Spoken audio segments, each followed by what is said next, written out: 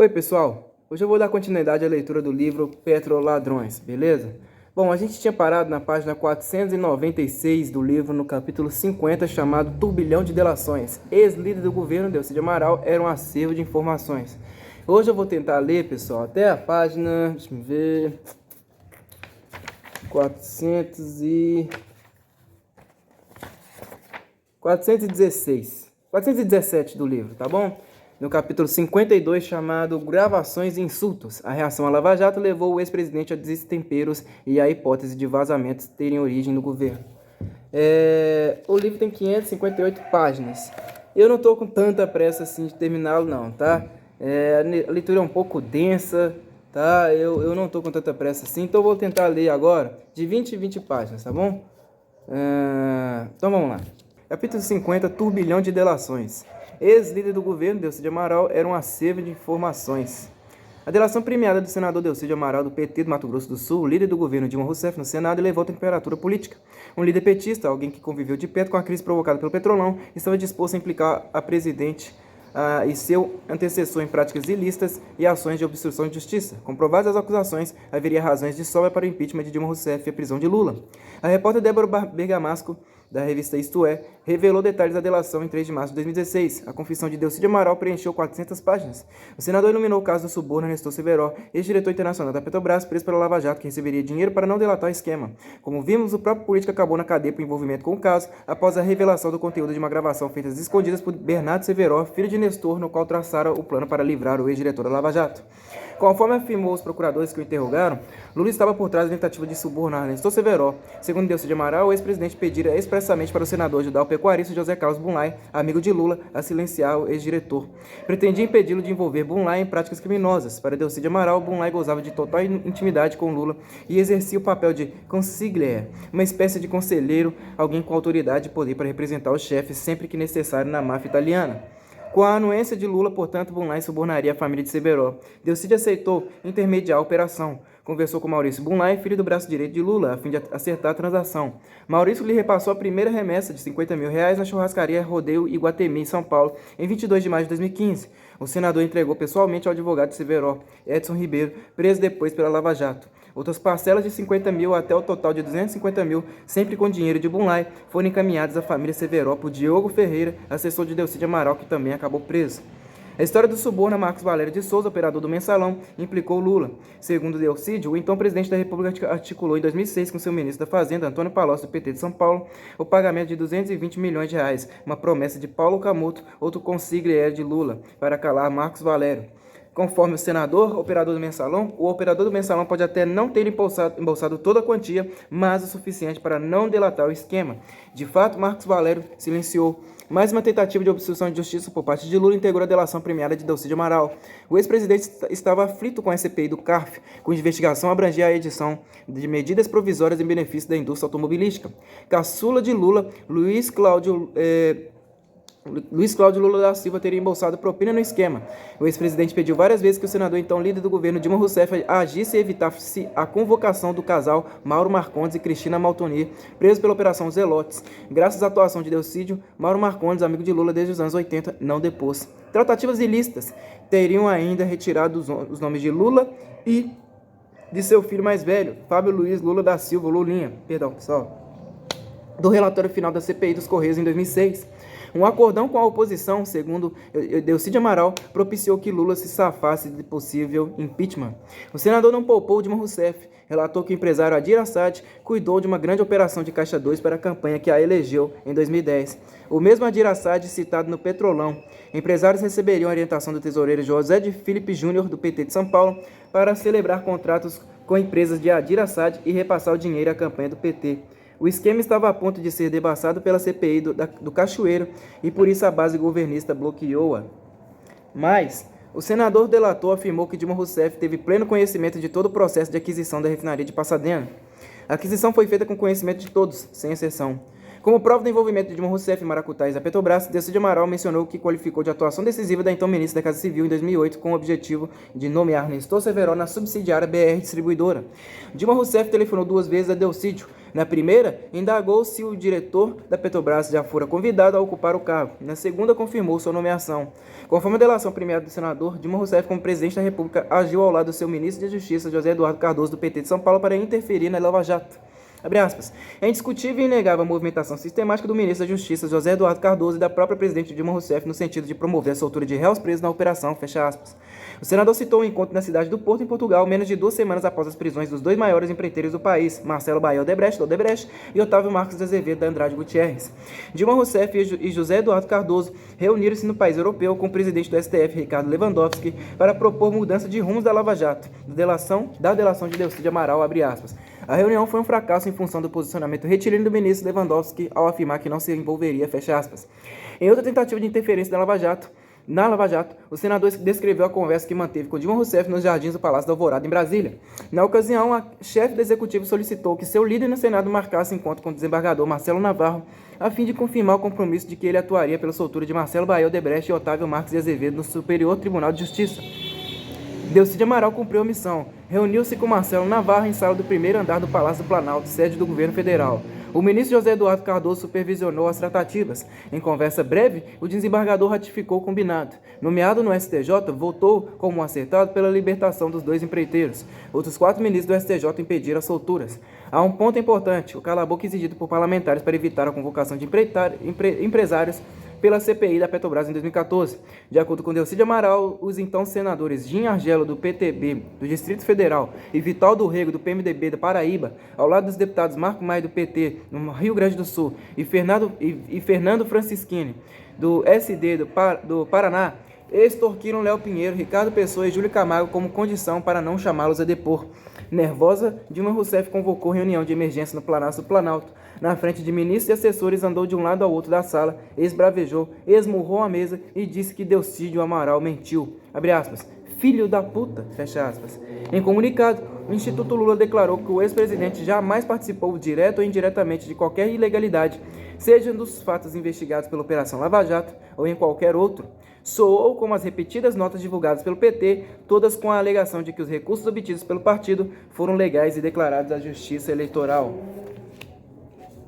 Grupos que jogam pesado. Não é exagero afirmar que a delação premiada de Delcídio Amaral estremeceu os alicerces da República. Afinal, o senador petista mencionou a presidente da República e seu antecessor, o vice-presidente da República, Michel Temer, do PMDB de São Paulo. Os presidentes do Senado e da Câmara dos Deputados, respectivamente, Renan Calheiros, do PMDB de Alagoas, e Eduardo Cunha, do PMDB do Rio de Janeiro, e se já não bastasse, o líder da oposição, o senador Aécio Neves, do PSDB de Minas Gerais. Enfim, delatou práticas criminosas de caciques dos 3 maiores e mais importantes partidos políticos do país, PT, PMDB e PSDB. No caso do vice-presidente Michel Temer, sucessor natural de Dilma Rousseff em caso de impeachment, Delcídio o relacionou a Jorge Luiz Zelada, ex-diretor internacional da Petrobras, e ao lobista João Augusto Rezende Henriques, ambos presos por envolvimento no Petrolão. O nome de João Augusto Rezende Henriques, diretor da BR Distribuidora entre 1998 e 2000, chegou a ser cogitado como sucessor de Nestor Severo na diretoria internacional de 2008. Segundo Delcídio, Michel Temer o apadrinhava. Durante o governo Fernando Henrique Cardoso, do PSDB, João Augusto Rezende Henriques teria montado um esquema de desvio de dinheiro na aquisição de etanol pela BR Distribuidora. Manipulou margem de preço do combustível. Tempos em que o deputado Michel Temer ocupava a presidência da Câmara dos Deputados. O sucessor de Severo acabou sendo Jorge Luiz Zelada, também ligado ao PMDB. Da delação, abre aspas, Jorge Zelada foi chancelado por Michel Temer e a bancada do PMDB na Câmara. João Augusto sempre atuou nas sombras de Jorge Zelada, fecha aspas. Relator do processo que poderia levar à cassação do mandato de Delcídio Amaral, o senador Teomário Mota, do PDT de Roraima, criticou-o por ser réu confesso e frouxo por delatar na Operação Lava Jato. Declaração de Teomário Mota sobre a gravação que incriminava Delcídio Amaral, abre aspas. A defesa alega que o senador estava tendo uma conversa particular. O senador é senador no banheiro, no futebol, no plenário, a todo momento. Então não tem conversa particular, fecha aspas. A revista Isto É voltou a publicar trecho da colaboração de Delcídio com a Justiça em 11 de março de 2016. O senador relatou um esquema de desvio de dinheiro na usina hidrelétrica de Belo Monte do Pará. Segundo ele, encabeçaram a corrupção 3 ex-ministros do governo Lula e Dilma Rousseff, todos afastados por suspeitas de práticas irregulares. Erenice Guerra, da Casa Civil, Antônio Palocci, da Fazenda e Casa Civil, e Silas Rondô, de Minas e Energia. Conforme Delcídio Amaral, o triunvirato movimentou 25 bilhões de reais em Belo Monte e embolsou 45 milhões destinados às campanhas do PT e do PMDB em 2010 e 2014. O arranjo criminoso teria começado em 2010, período em que, ao lado de Dilma Rousseff, ministra da Casa Civil, Erenice Guerra atuava como secretária executiva.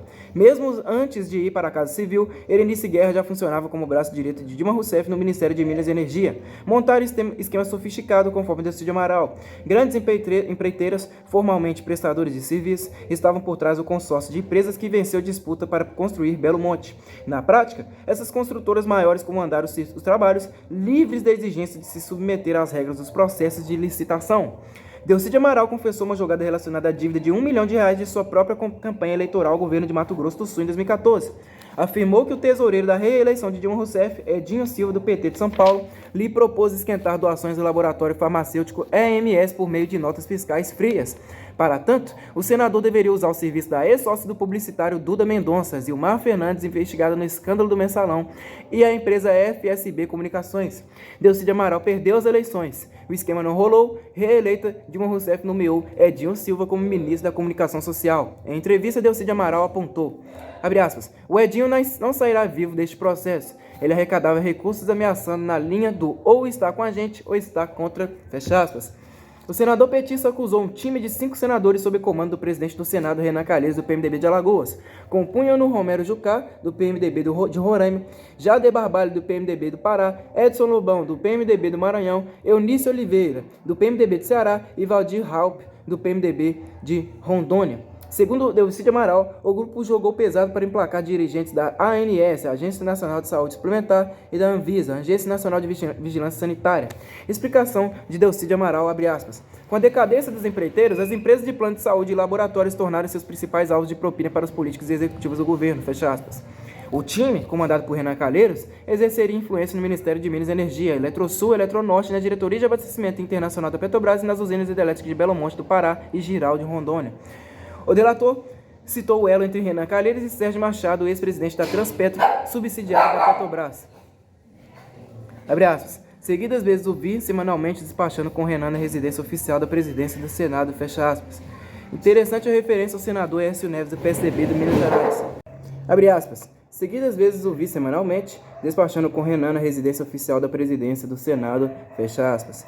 Interessante a referência ao senador Aécio Neves, do PSDB de Minas Gerais. Mostrou o conhecimento e o domínio de Lula sobre o esquema de corrupção. Em uma viagem a Campinas, em São Paulo, então o presidente da República perguntou a Delcídio Amaral sobre Dimas Toledo, um diretor da estatal Furnas Centrais Elétricas. O senador petista respondeu, tratar-se de profissional do setor elétrico e indagou acerca do motivo da curiosidade. Em sua resposta, Lula citou o deputado José Janene, do PP do Paraná, morto em 2010. Abre aspas. É porque o Janene veio me pedir pela permanência dele depois do Aécio, e até o PT, que era contra, já virou a favor da permanência dele. Deve estar roubando muito, fecha aspas. Acrescenta este repórter. E continuou roubando com o aval de Lula. Dimas Toledo permaneceu na diretoria de Furnas Centrais Elétricas até seu nome rechear os jornais com o escândalo do Mensalão em 2005. Além de indicar o vínculo forte entre Aécio Neves e Dimas Toledo, Delcídio Amaral contou que na presidência da CPI dos Correios em 2005, atendeu o pedido do político mineiro, na época governador do estado, com a finalidade de estender o prazo para que o Banco Rural fornecesse dados sobre a quebra dos sigilos bancários que envolviam a instituição. Com mais tempo para entregar as informações, teria sido possível maquiar demonstrativos contábeis e evitar que o escândalo atingisse Aécio Neves e próceres ligados ao PSDB, como o deputado Carlos Sampaio, do PSDB de São Paulo. Na época, Clésio Andrade, vice-governador de Aécio Neves, era sócio do operador Marcos Valério de Souza na agência de publicidade SMPB. Conforme Delcídio Amaral, o então deputado Eduardo Paes, do PSDB do Rio de Janeiro, integrante da CPI dos Correios, eleito e reeleito depois prefeito do Rio pelo PMDB, encaminhou com sucesso o pleito de Aécio Neves dentro da CPI. A saída de Lula, ser evasivo. O ministro Teori Zavascki, do STF, homologou a delação premiada de Delcídio Amaral em 14 de março de 2016.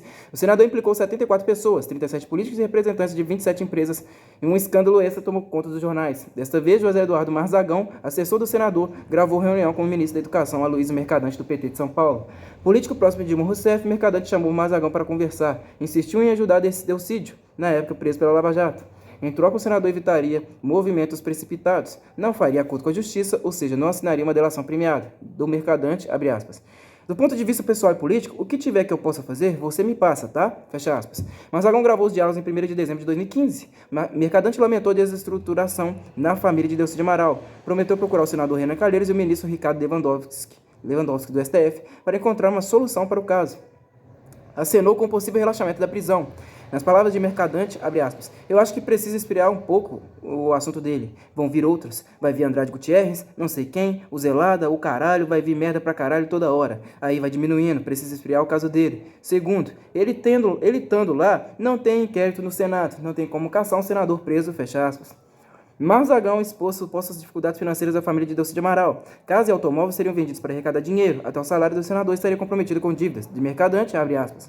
Bom, isso aí também a gente pode ver no que é que a gente pode ajudar na coisa de advogado, essa coisa, não sei. Pô, Marzagão, você tem que dizer no que é que eu posso ajudar. Eu só tô aqui para ajudar. Veja que eu posso ajudar.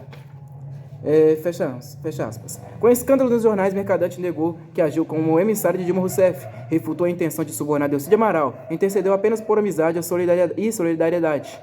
Reação de Marzagão, abre aspas. Um cara que é desafeto do Delcídio, considerado o ministro de maior confiança da presidente, me chama no gabinete dele, pede para eu entrar sem me identificar e vem me dizer que é solidariedade? Fecha aspas.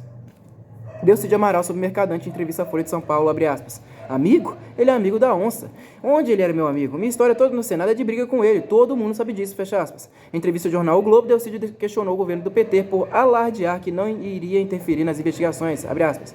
Na minha delação, fica claro que fui escalado como líder do governo pela Dilma e pelo Lula para barrar a Lava Jato, fecha aspas. Em relação à campanha que elegeu Dilma Rousseff em 2010, Delcy de Amaral afirmou que a construtora Andrade Gutierrez capitaneou a operação de 30 milhões de reais. Coube a Antônio Palocci, coordenador do PT, direcionar o dinheiro arrecadado de acordo com os interesses do partido. Em 200 páginas, o senador fez 8 acusações a Lula, citou-o 186 vezes. Diz que o ex-presidente foi o grande sponsor, patrocinador de negócios do Banco BTG Pactual. Segundo Delcy de Amaral, José Carlos Bonlai, preso pela Lava Jato, ajudou a construir, estruturar e organizar o Instituto Lula em São Paulo, do mesmo modo que o Sítio Santa Bárbara em Atibaia, em São Paulo, o sítio do Lula, como diziam os amigos do ex-presidente, cujas obras de reforma foram repassadas ao OAS no segundo momento.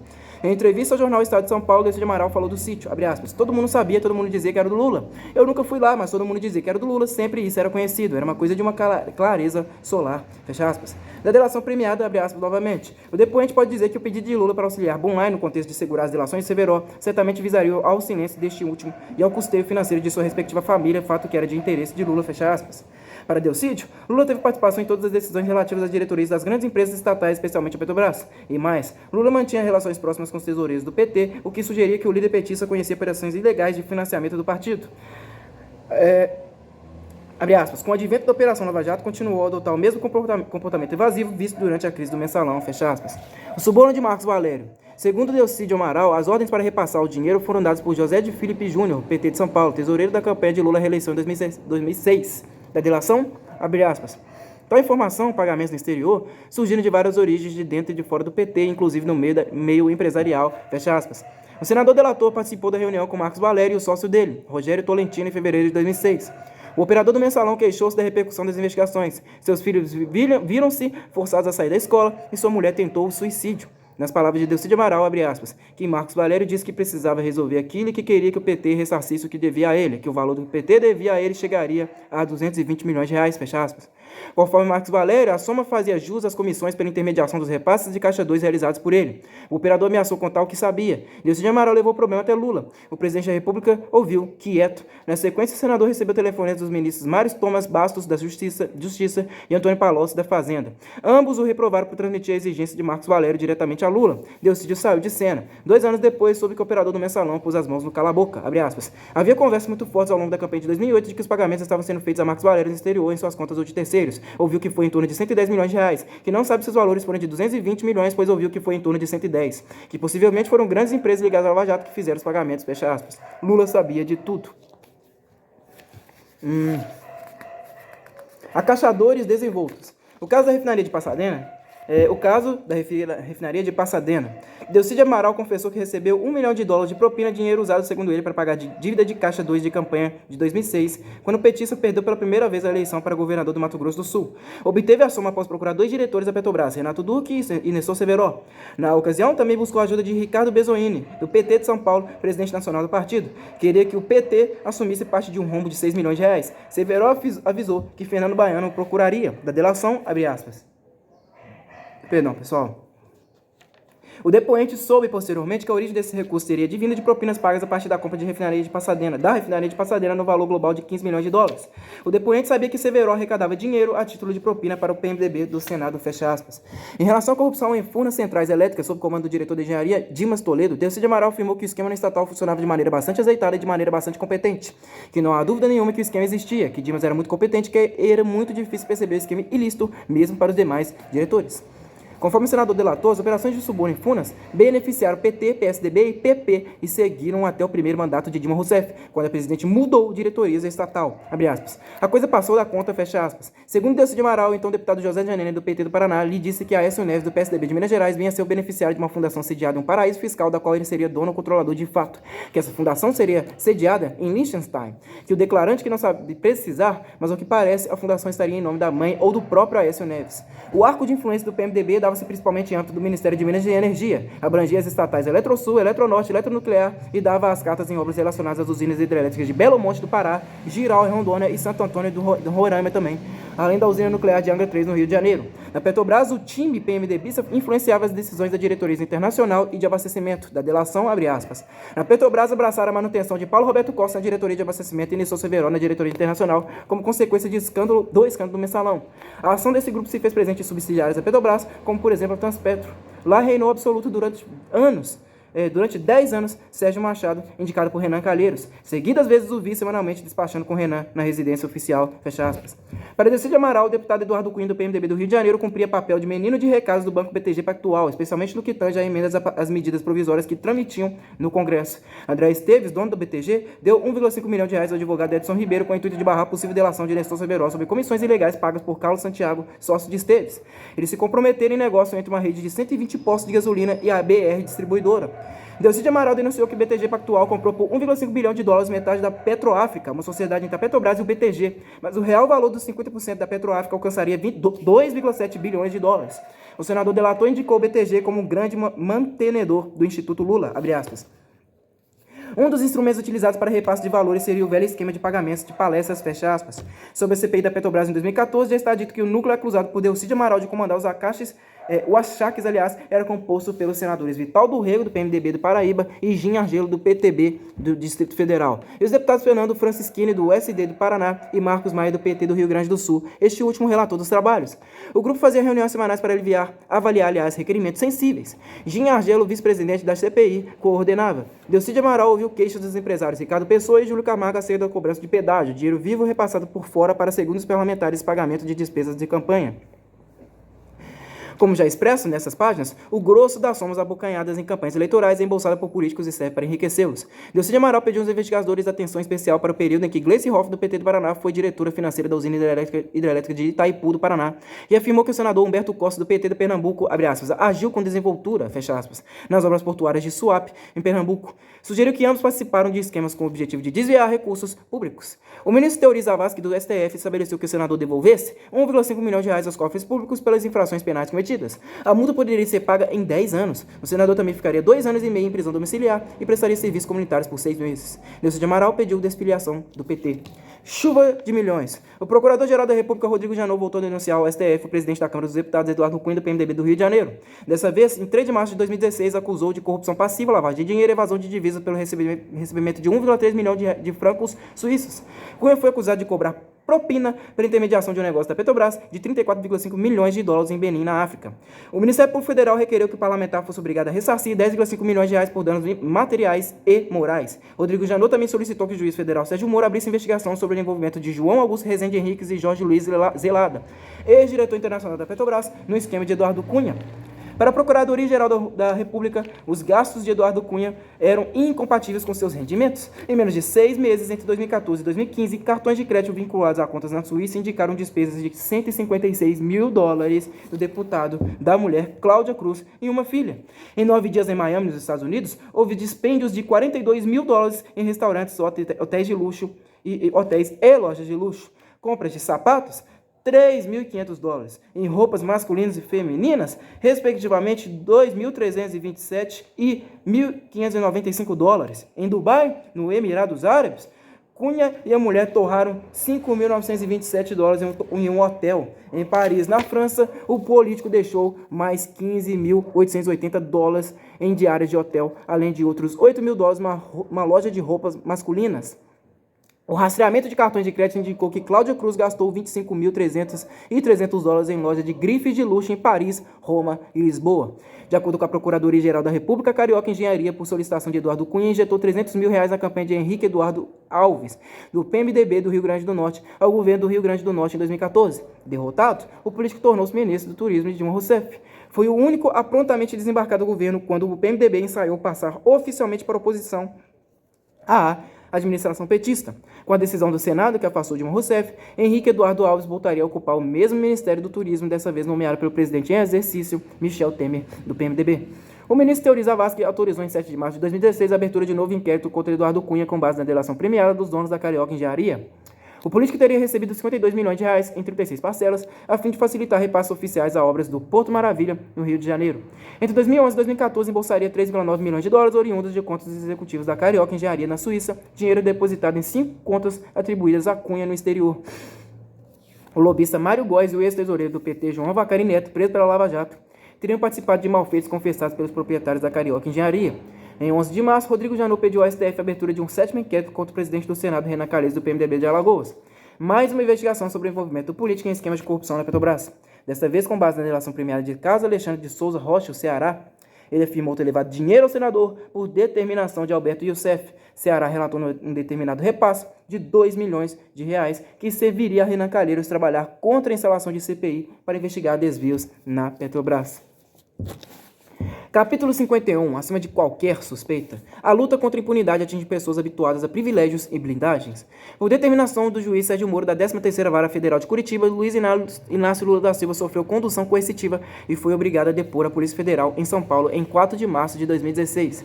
Apurava-se a participação do ex-presidente no esquema de desvios e corrupção em âmbito da Petrobras. Conforme despacho de Sérgio Moro, Lula teria recebido benefícios materiais de forma subreptícia de empreiteiras envolvidas na Operação Lava Jato, especificamente reformas em benfeitorias de imóveis de sua propriedade. As investigações abrangiam o sítio Santa Bárbara, em Atibaia, São Paulo, e um apartamento triplex no Guarujá, também em São Paulo. Havia suspeita de que fossem bens ocultos do ex-presidente. Bens ocultos do ex-presidente. A PF realizou ações de busca e apreensão no apartamento de Lula em São Bernardo do Campo, em São Paulo, e também nas casas de seus 4 filhos, Fábio Luiz, Luiz Cláudio, Marcos Cláudio e Sandro Luiz. O ex-presidente depôs por 3 horas em sala reservada à PF no aeroporto de Congonhas. Agentes revistaram o sítio Santa Bárbara e o triplex no Guarujá e propriedades em nome dos empresários Jonas Suassuna e Fernando Bittar, donos formais do sítio Atibaia.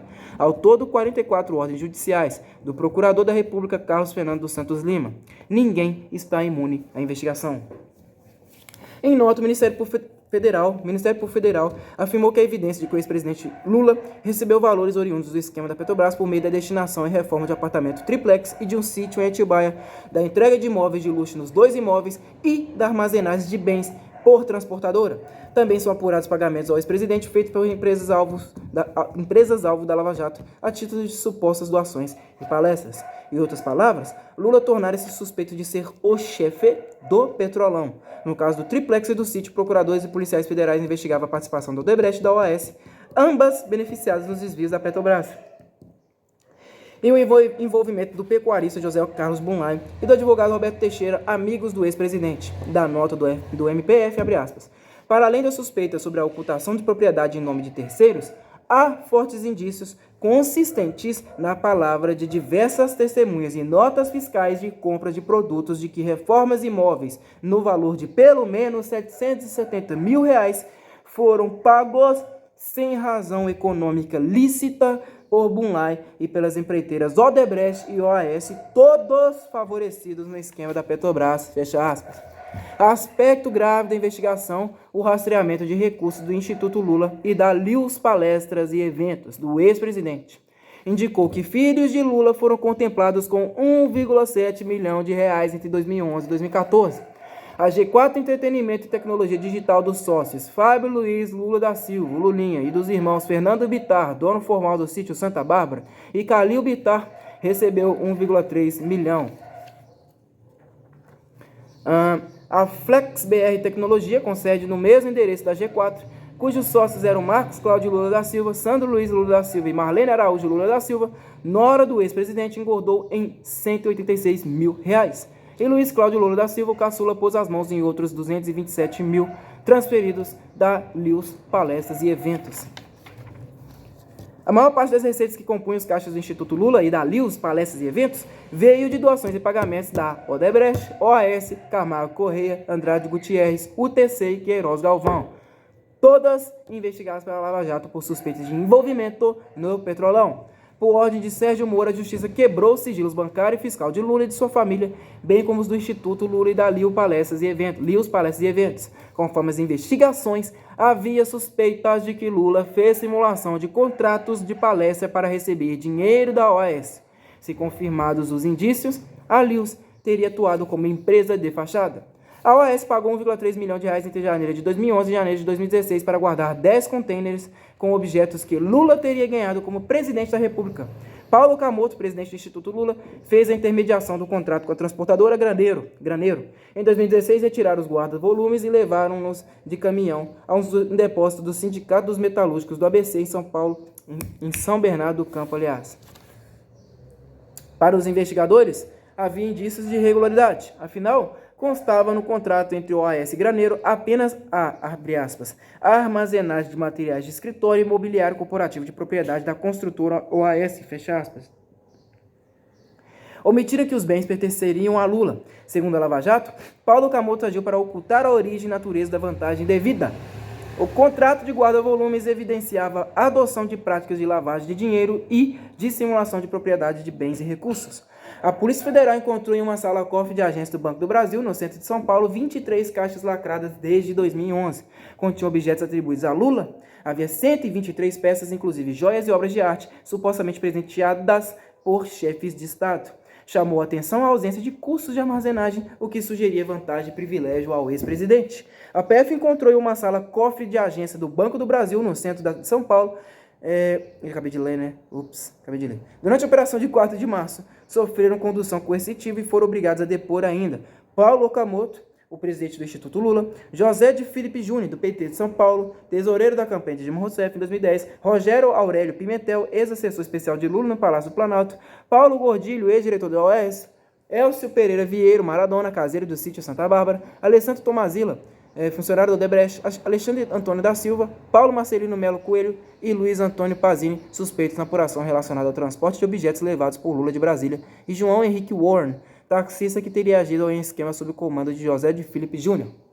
Em depoimento, João Henrique Warren disse que esteve cerca de 20 vezes na sede da UTC Engenharia entre 2010 e 2014, 20 vezes, com o intuito de buscar presentes a José de Filipe Júnior. Dirigia-se ao subsolo e apanhava sacolas de papelão fechadas com grampo ou etiqueta adesiva. Na prática, confirmou a delação premiada de Ricardo Pessoa, dono da UTC, segundo a qual o tesoureiro de Dilma Rousseff recebeu dinheiro ilegal em 2010. Destaca-se Rogério Aurélio Pimentel, investigado por fazer pagamentos em dinheiro vivo para quitar obras no sítio Santa Bárbara, só deixou a posição de assessor da presidência da República em fevereiro de 2011, após o término da reforma em Atibaia. Entre o final de 2010 e o início de 2011, Pimentel teria realizado repasses de R$ 167 mil em dinheiro vivo à empreiteira Rodrigues do Prado, que atuou com a Odebrecht nas obras. A Odebrecht forneceu 15 funcionários para reforçar a equipe de Rodrigues do Prado. Em seu depoimento, Frederico Barbosa, engenheiro da Odebrecht, afirmou que Rogério Aurélio Pimentel disponibilizava recursos para pagar despesas imediatas com prestadores de serviço. Ele deixava dinheiro em espécie dentro de um móvel do sítio para o depoente pagar prestadores de serviço. Rogério Aurélio Pimentel recebeu parte da mudança de Lula que chegou de Brasília no sítio em Atibaia. A Polícia Federal e a Receita Federal suspeitaram do vazamento de informações sobre a operação. Afinal, gavetas e armários do Instituto Lula estavam vazios. Teriam retirado documentos e agendas antes da busca e apreensão.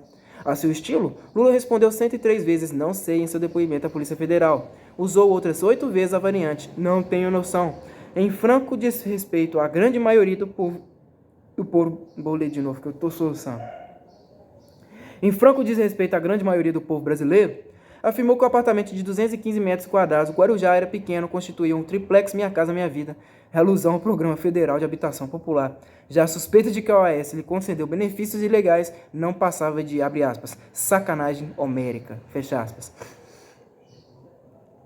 Em relação ao sítio Atibaia, O ex-presidente afirmou que os proprietários, sócios de seu filho, o compraram com o objetivo de lhe dar um lugar para descansar e guardar as tralhas de Brasília. Desconhecia-se a G4 Entretenimento e Tecnologia Digital de onde seus filhos prestou serviço ao Instituto Lula, mas se o fez, não recebeu benefícios. Lula declarou não conhecer a FlexBR Tecnologia de propriedade dos seus filhos. Cabe ressaltar uma defesa do ex-presidente repetida sempre que instado a falar de João Vacari Neto, o ex-tesoureiro do PT, preso pela Lava Jato. Abre aspas. Foi um grande dirigente sindical e foi um grande dirigente do PT. Eu não acredito que o Vacari tenha acertado o percentual com a empresa para receber. Não acredito. Fecha aspas. Lula mostrou-se tenso e irritado ao falar da investigação sobre sua mulher. Abre aspas. Eu tenho uma história de vida. Minha mulher com 11 anos já trabalhava de empregada doméstica. Minha mulher prestava um depoimento sobre uma porra de um apartamento que não é nosso. Manda a mulher do procurador vir prestar depoimento. A mãe dele. Por que vai minha mulher? Por que as pessoas não levam em conta a família que está lá? A molecada frequenta escola. Então eu quero te dizer o seguinte. Eu ando muito puto da vida. Muito zangado porque a falta de respeito e cretinice comigo extrapolou. Fecha aspas. Olha só, o sapo cachaceiro nervoso, gente. Aspecto marcante do depoimento é a resposta de Lula sobre o destino de sua mudança vinda de Brasília. Como se sabe, Paulo Okamoto, presidente do Instituto Lula, participou das tratativas entre a empresa contratada para transportar e armazenar os contêineres e a OAS que pagou as despesas. Lula disse que não sabia do assunto nem onde estaria o acervo. Presidentes que se prezam. Um último ponto, o autor pede permissão ao leitor para comentá-lo.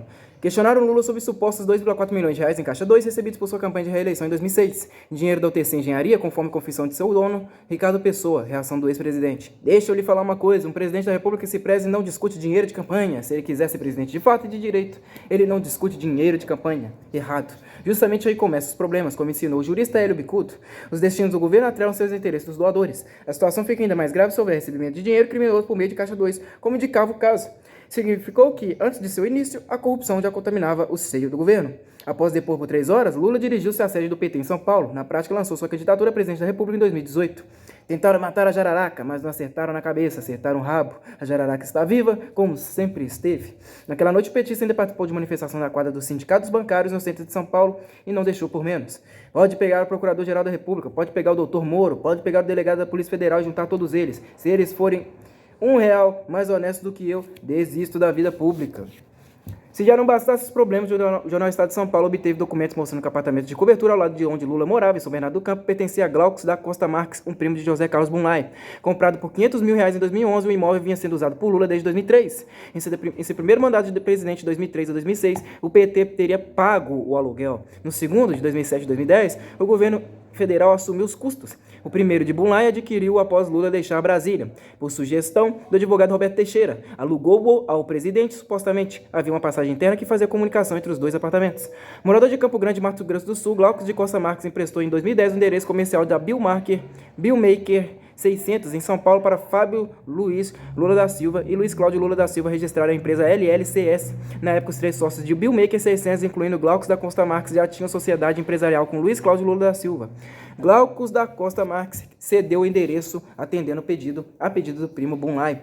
Em defesa de José Carlos Bunlai, Lula apresentou depoimento por escrito. Negou conhecimento acerca de negócios relacionados ao setor de petróleo que implicasse um amigo preso pela Lava Jato. Assegurou que jamais pediu proteção ao pecuarista. De acordo com Lula, Bunlai era um homem de bem, honesto e pai de família exemplar, tendo-o na mais alta conta. Em depoimento à Força Tarefa da Lava Jato, Fernando Bittar, um dos donos formais do sítio de Santa Bárbara, afirmou que Marisa Letícia Lula da Silva, mulher do ex-presidente, coordenou as obras na propriedade. Informou não saber quem arcou com os custos da reforma, mas sugeriu que Marisa Letícia pudesse esclarecer o assunto. Fernando Bittar disse que não pagou pelos utensílios luxuosos da cozinha do imóvel instalados em 2014.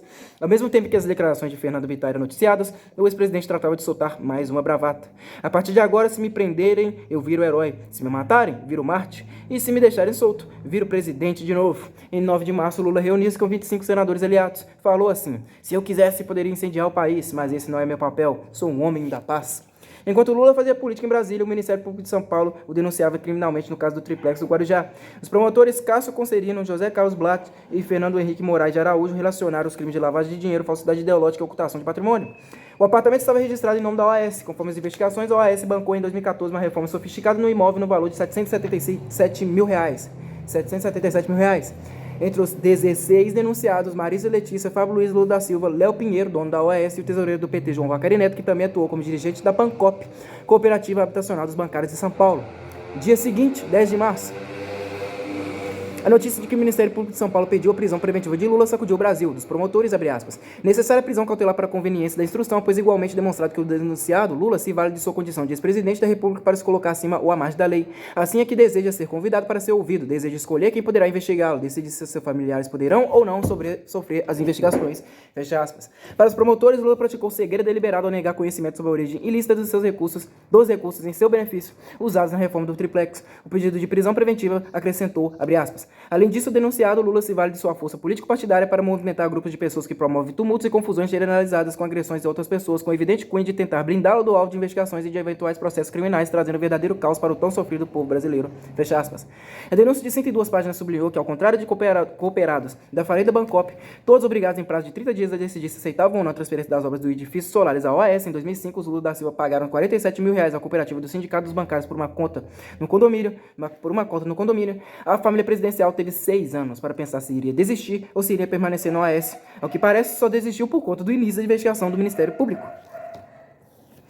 O MP considerou ilegal a transferência de empreendimentos da Bancop à OAS ocorrida em 2009. Elencou que as fraudes envolveram 3.110 unidades habitacionais inacabadas, 3.182 concluídas e 846 empreendimentos encerrados. Ao todo, acusou a cooperativa e a empreiteira de lesarem 7.138 famílias no valor de R$168 milhões, sendo que, em contraste, trataram de presentear e paparicar Lula com o triplex à beira-mar. Messias a caminho. Mais um recorde histórico, a multidão nas ruas na manifestação política de 13 de março de 2016. Cerca de 3 milhões de pessoas protestaram em 250 cidades. Em São Paulo, 500 mil na Avenida Paulista. No Rio, uma mar de gente tomou conta da praia de Copacabana. Em Curitiba, sede da Operação Lava Jato, 200 mil manifestantes. Cada uma das seguintes capitais registrou por volta de 100 mil pessoas em suas avenidas: Vitória, Recife, Porto Alegre, Campo Grande, Brasília, Goiânia, Belém, Fortaleza, Manaus e Florianópolis.